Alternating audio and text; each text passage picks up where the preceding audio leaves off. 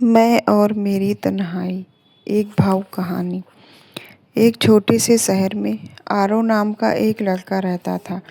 घर बड़ा था, कमरे भी बहुत थे, लेकिन घर में खुशियाँ कम और खामोशी ज़्यादा थी। आरव अक्सर रात को छत पर बैठ जाता। आसमान के तारों को देखते हुए वह धीरे से कहता, मैं और मेरी तन्हाई अक्सर बातें करते हैं।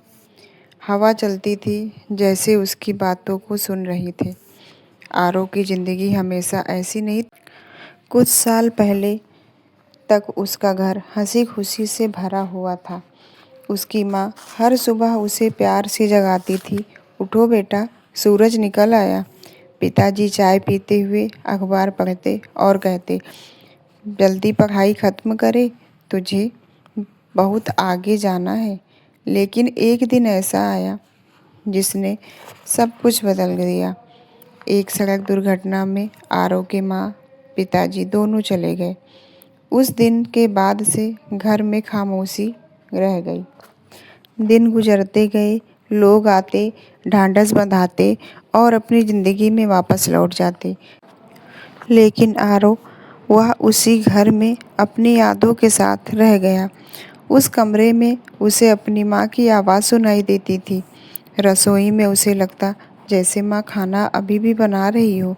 पिताजी की कुर्सी आज भी वैसी ही पड़ी थी। आरव कभी कभी उस कुर्सी के पास बैठकर धीरे से कहता, पापा, आज बहुत मुश्किल दिन था, काश आप होते। फिर उसकी आंखों से आंसू चुपचाप बहने लगते। एक दिन वह फिर छत पर बैठ गया। ठंडी हवा चल रही थी। आरव ने आसमान की तरफ देखा और बोला, माँ, पापा, क्या सच में आप लोग मुझे देख रहे हो? अगर देख रहे हो तो मुझे इतना अकेला क्यों छोड़ दिया? उसकी आवाज़ टूट गई। उस रात वह बहुत देर तक रोता रहा। अगले दिन आरव पार्क में बैठा था। वहाँ एक छोटी सी बच्ची आई और उसके पास बैठ गई। उसने मुस्कुराते हुए पूछा, भैया, आप यहाँ रोज़ अकेले क्यों बैठते हो? आरव थोड़ा चौंका और बोला, बस ऐसे ही। बच्ची ने कहा, मेरी मम्मी कहती हैं जो लोग अकेले बैठते हैं उन्हें दोस्त की ज़रूरत होती है।